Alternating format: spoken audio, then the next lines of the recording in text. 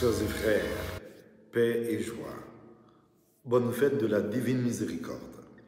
Cette fête est un héritage spirituel et historique. La sœur polonaise, une religieuse menant une vie simple, Faustina Kowalska, a reçu un don particulier, celui de la vision. Et le Christ, dans une vision vers les années 1931, lui a demandé d'instituer une fête consacrée à la divine miséricorde. Ce vœu sera concrétisé en l'année 2000 par le Saint-Pape Jean-Paul II. Et lui est mort le 2 avril à la veille de la fête de la divine miséricorde. Un mystère assez surprenant, comme notre pape François qui est parti après avoir mené l'Église au mystère de Pâques.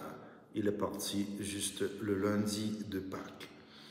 Donc le Seigneur nous permet d'entrer dans le mystère de sa miséricorde à travers cette fête.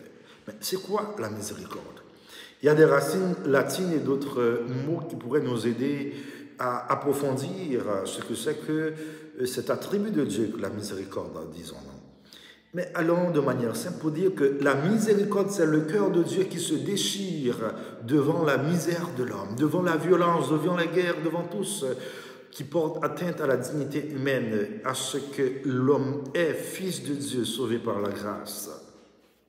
Cette fête nous permet d'arpenter des horizons plutôt théologiques de cet évangile que nous avons lu aujourd'hui. D'abord, nous sommes en face du Christ qui essaie de donner un signe à ses disciples marqués par la peur, qui sont au cénacle, qui attendent dans la peur. Et lui-même, à chaque apparition, il apporte sa paix. La paix soit avec vous. Aujourd'hui, cette visite est plutôt différente. Il y a eu une première visite à laquelle Thomas n'a pas pu participer. Lui, il n'a pas su croire que le Christ qui est apparu à ses frères était le même qui a été crucifié parce que lui, il a voulu mettre ses droits dans ses blessures. Eh bien, nous verrons que ce Christ qui répond à ce rendez-vous hebdomadaire, qui instituera le dies domini, le jour du Seigneur, le dimanche, le premier jour de la semaine, est le même qui éveillera la foi de Thomas, l'incrédule.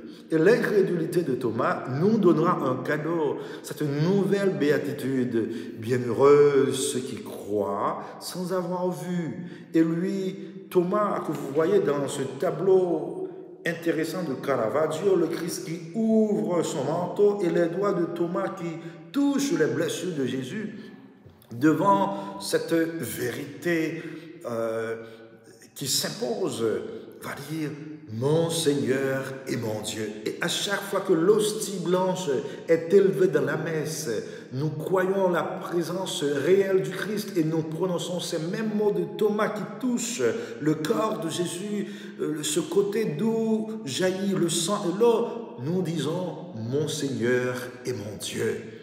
Donc la miséricorde de Dieu qui éveille la foi de Thomas. Et bien, très chers frères et sœurs, la paix que le Christ apporte doit devenir une réalité pour nous aujourd'hui qui vivons comme les disciples au cénacle dans la peur. Diverses nations vivent dans la peur et la guerre, la violence, l'insécurité est devenue une réalité mondiale. Beaucoup plus des pays du Sud qui vivent au quotidien une peur bleue car la violence est devenue une partie de leur quotidien. Et beaucoup d'entre nous ne sont pas en paix avec eux-mêmes.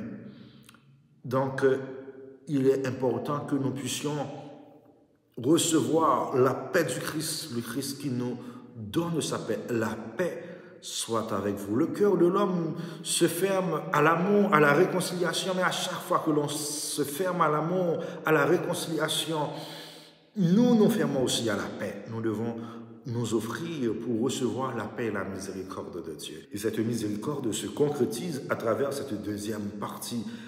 La paix soit avec vous, recevez l'Esprit Saint. C'est déjà une anticipation de la Pentecôte. C'est ce que j'appelle une petite Pentecôte. C'est le Christ qui insuffle l'Esprit Saint à ses disciples et leur donne du même coup le pouvoir d'être tout ce que vous retenez sera retenu, tout ce que vous libérez sera libéré. C'est le pouvoir des clés accordé aux disciples qui représentent le Christ et nous aujourd'hui, ministres du Seigneur, prêtres, évêques, continuons cette mission du Christ pour pouvoir apporter sa miséricorde à travers le sacrement de la réconciliation qui nous fait expérimenter cette miséricorde de Dieu qui est plus grande que la somme de nos pécheries. Mais comment aujourd'hui puissions-nous vivre dans la miséricorde? C'est en retournant à la première communauté chrétienne, comme nous dit les lectures. C'est vivre dans la communion fraternelle, vivre dans la communion avec Dieu, dans l'Eucharistie qui nous offre son corps et son sang et qui nous fait exclamer « Mon Seigneur et mon Dieu ». C'est vivre vraiment dans la prière, dans la crainte de Dieu, vivre d'un seul cœur et d'une seule âme. Et le Christ nous promet cette vie de miséricorde et les gens, en nous voyant vivre, pourront dire « Voyez comme ils s'aiment, voyez leur bonheur ».